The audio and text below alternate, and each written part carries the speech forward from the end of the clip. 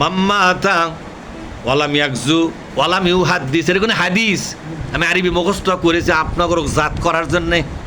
বুঝেন না আমার কথা? কাক জাত করার জন্য। আমাদের তাফসীর মাহফিলে ঠিক মতো বসে, নাস্তা খায়, পোলা খায়, খিচড়ি খায়, যা খায়, পাউরুটি মিষ্টি খায়। যখন বাইরে যায়, এই এলাকার কোনো নেতা যদি ডাক দেয়, লুটপুট করে যা বসে, সেটি আছে না যেরকম? তো তোমাক ডাকে, হামাক মা ডাকে না? এই কথা কর না কে? তোমাক ডাকে, তোমার তো আমার দাম কম নাকি? না তোমার স্যার টাকা পয়সা আমার কম, তোমার স্যার সামাজিক মর্যাদা আমার কম নাকি? তা আমাকে একজনও তোমাকে এলাকার নেতারা ডাকে না? এই কথা কর না কে? তোমাকে তো ডাকে কে? তার মানে হলো তুমি ওটা উলিকা সান্দাছো, আমাকেও সংসার করবে আর চাও, তুমি পরকিয়া করা লোক। কথা ঠিক না ঠিক? শালা আসলে লম্পট এবং চরিত্রহীন, তুমি হলো পরকিয়ার লোক। আমার এক বন্ধু বলতেছে, আমি কোনো দল পার্টি করি না বাবা, এই আসল শয়তানের বুড়ানি। যেটা কোন কিসের বুড়ানি? এটা কোনো দল করি নাই কথা কোনো মুসলমান বলতে পারবে না। এই কথা বললে তার মুসলমানিত্ব থাকবে না। ঠিক বুঝেন না আমার কথা? আপনি যদি গাজোয়া করতে চান, দলের সাথে করবেন না একা করবেন? গাজোয়া করাই মানে তো দলে থাকা। এই কথা কন না কে? গাজোয়া করা মানে কিসে থাকা? দলে থাকা। আর একটা হাদিস আছে, ইয়াদুল্লাহি আলাল জামা, বলেন আমার সাথে, ইয়াদুল্লাহি আলাল জামা, আমি আল্লাহর রহমতের হাত সেই লোকদের ওপরে থাকবে যারা দলবদ্ধ হয়ে থাকবে। তাহলে যে ব্যক্তি দলবদ্ধ থাকবে তারা কি হবে? তখন নবী বললেন, সাহাবারা বলল, নবীজি বলো বলো। যারা দল করে না, খালি বলে আমি কোনো দলের মধ্যে নাই বাবা, এরকম মুসল্লি আসরা নাই জোরে কন? তার মানে হলো কারোর সাথে বিয়ে বসবার চায় নাই, সকল পুরুষের মন জোগাবে। এই শালা লম্পট মহিলা। কথা ঠিক না ঠিক? বিয়ার প্রস্তাব দিল, আমি বিয়া বসবো না। তার মানে কি জন্য? একজনের সাথে বিয়ে বসলে তার জীবনে কোনো পুরুষের সাথে খাতির করবে না। যদি কোনো দলের কথা বলে, অন্য দলের নেতারা একার গুরুত্ব দেবে না। এরকম লোক আছে না নাই? আমাদের এর মধ্যে আছে না নাই? কথা কয় না পারে? আছে।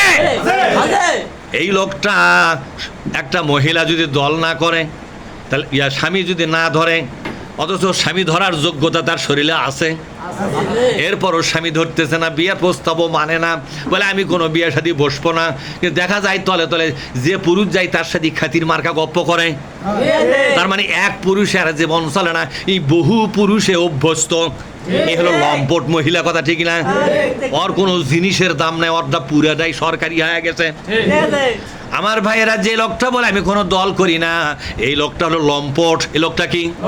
এ হলো লম্পট, এ হলো গু খাওয়া জাত। এই সবার খাবে, কারো কাছে ধরা দিবে না, সবার বিজনেস যাবে, কারো বউ হবে না।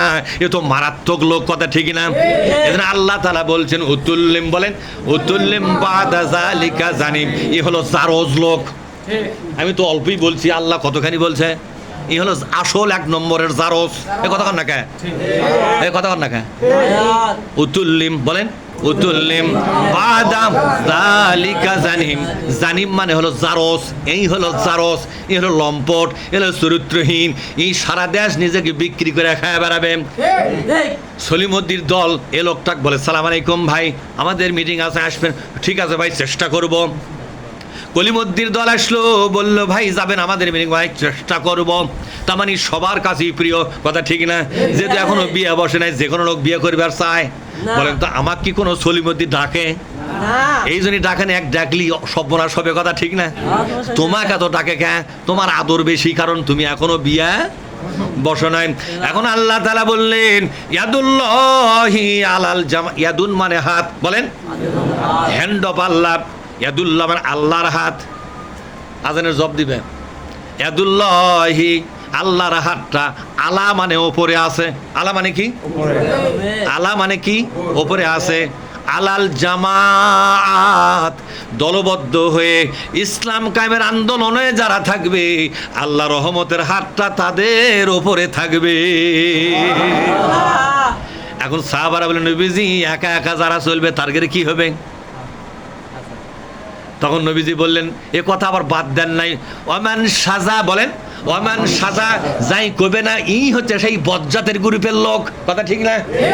ওমান সাজা বলেন, সাজা ওমান সাজা, সাজা ইলান্নার, আর একা একা চলবে যারা সোজা জাহান্নামে যাবে।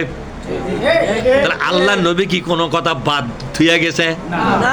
তুমি এই হাদিসগুলো খুঁজে পাও না, খালি ফজিলতের হাদিস খুঁজে পাও, কোন আমল করলে জান্নাত পাওয়া যাবে খালি সেগুলা হাদিস খুঁজে বার করছো। এলাও যে হাদিস সেগুলার কি তোমার হুঁশ আছে?